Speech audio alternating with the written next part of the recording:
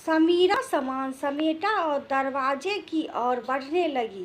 तभी उसकी माँ सुजाता ने उसकी आंखों को में देखते हुए पूछा, सारा सामान लेकर कहाँ जा रही हो बेटी? समीरा ने बिना किसी भाव के जवाब दिए, मुझे पता था कि आप यह सवाल करेंगी। उसने बड़ी ही सहज ढंग से कहा कि यह कहा और सामान उठाने लगी।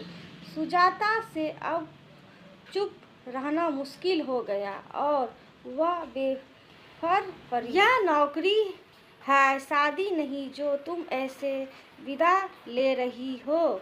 माँ, मैं आपको आज़ाद कर रही हूँ, समीरा ने ठंडे लिहाज में कहा। अब आप अपने पति और बेटे के साथ आराम से रहिए। मेरी चिंता सुनकर ही सुजाता का धैर्य टूट गया और उसने अपनी बेटी को गुस्से में एक तमाचा जड़ दिया। समीरा ने गाल पर हाथ रखते हुए कहा, अच्छी विदाई दी आपने, पर क्या आपको पता है, यह नौकरी तो सिर्फ एक बहाना है। मुझे आपसे दूर जाना है। माँ, समीरा सुजाता की पहली शादी से हुई बेटी थी। उसकी पहली शादी के कुछ ही महीने बाद सुजाता गर्भवती हो गई थी, लेकिन उस रिश्ते में लगातार झगड़े और मानसिक उत्पीड़न के कारण सुजाता ने तलाक लेने का फैसला किया। जब बच्चा दुनिया में आया तो सुजाता उसे नानी के पास छोड़कर खुद अपनी जिंदगी में आगे बढ़ने लगी। समीरा को हमेशा यह एहसास दिलाया गया कि वह किसी का भी हिस्सा नहीं है। ना माँ की छाया थी और ना ही पिता का स्नेह। नानी ने ही उसे पाला पोसा और बड़ा किया, लेकिन जब नानी का निधन हो गया तो समीरा का दिल और टूट गया। वह माँ के पास वापस आई, लेकिन वहाँ भी उसे वह प्यार और अपनापन नहीं मिला जिसकी उसे हमेशा तलाश थी। समीरा की पढ़ाई पूरी हो चुकी थी और उसे एक प्रतिष्ठित कॉलेज में असिस्टेंट प्रोफेसर की नौकरी मिल गई थी। अब वह घर छोड़कर जा रही थी। सुजाता ने उसे रोकने की कोशिश करते हुए कहा, मैंने तुम्हारे लिए क्या क्या नहीं किया और तुम मुझे इसका यह सिला दे रही हो। समीरा ने तड़पते हुए जवाब दिया, क्या किया माँ? मुझे अपनी ममता से महरूम रखा, मुझे नानी के पास छोड़ दिया जहाँ मैं एक पराई की तरह रही। आपको अपने नए पति और बेटे के लिए मुझसे दूर होना पड़ा। यह आपकी ममता थी, पर वह मेरे लिए नहीं थी। तुम्हारे लिए मैंने वह किया जो मैं कर सकती थी। तुम्हारी सुरक्षा के लिए अगर मैं आपकी दूसरी शादी के बाद पैदा होती है, तब भी क्या आप मुझे नानी के पास छोड़ देती?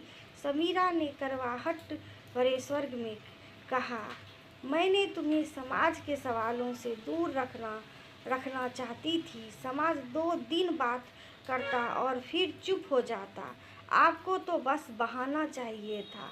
अब आपने मुझे अपनी ममता से वंचित रखा और उसे अपने बेटे पर लुटाया। मुझे हमेशा ऐसा महसूस होता रहा कि मैं आपके परिवार का हिस्सा नहीं हूँ। सुजाता ने कोई जवाब नहीं दिया। वह अपनी गलतियों से अवगत हो चुकी थी, लेकिन उसे अब अपनी बेटी के सामने खड़ा होना मुश्किल लग रहा था। समीरा का बचपन नानी के साथ बीता और जब वह माँ के पास आई तब तक वह खुद को अनाथ महसूस करने लगी थी। सुजाता अपनी नई गृहस्थी में व्यस्त हो गई थी और अपने बेटे के जन्म के बाद समीरा के प्रति उसकी उदासीनता और बढ़ गई थी। समीरा का गुस्सा और उसकी नाराज़गी उसे उस वक्त तक चैन से जीने नहीं दे रही थी। उसने अपनी भावनाओं को दबाकर पढ़ाई में खुद को व्यस्त रखा। अब नौकरी के साथ उसने सारे पुराने रिश्तों से दूरी बनाने का फैसला कर लिया था। समीरा ने वाराणसी के एक प्रसिद्ध कॉलेज में आवेदन दिया और अपनी मेहनत से उसे नौकरी मिल गई। वहाँ उसे कई विवाह प्रस्ताव भी मिले, लेकिन उसका दिल अब रिश्तों से परे हो चुका था। वह अपने जीवन में आगे बढ़ने और अपने लिए नई राहें तलाशने की सोच में डूब गई थी। कुछ समय बाद जब सुजाता ने अखबार में समीरा की तस्वीर देखी तो उसके आंसू बह निकले। समाचार यह था कि समीरा को काशी यूनिवर्सिटी की ओर से रिसर्च के लिए जर्मनी भेजा जा रहा है और उसके लिए अस्थायी नौकरी का प्रस्ताव भी आया था। सुजाता को गर्व महसूस हुआ और उसकी आत्मग्लानि और भी बढ़ गई। उसने सोचा कि वह अपनी बेटी से माफ़ी मांगेगी और इस एहसास के साथ समीरा से मिलने निकल पड़ी। जब सुजाता समीरा के पास पहुंची तो वह बोली, बेटी मुझे माफ़ कर दे, मैं कमज़ोर थी और दूसरों की बातों में आकर अपनी गलतियां करती चली गई। तुमने जो कुछ सहा उसके लिए मैं जिम्मेदार हूँ। समीरा ने अपनी माँ की आंखों में देखा और कहा, माँ आप था जहाँ मैं कभी अपनी जगह नहीं बना पाई। शायद इसी वजह से मैंने खुद को इन किताबों और अपने कामों में डुबो दिया। लेकिन देखो, आज वही किताबें मुझे यहाँ तक ले आई और आपकी वजह से ही मैं यह सब कर पाई। माँ बेटी के बीच के वर्षों से दबे भावनात्मक बंधन टूट गए। समीरा ने अपनी बाहें फैलाई और सुजाता ने अपनी बेटी को सीने से लगा लिया। आंसू दोनों के गालों पर बहते रहे और उन्हें यह एहसास हुआ कि सच्चा सुख प्रेम में है, ना कि नफरत में।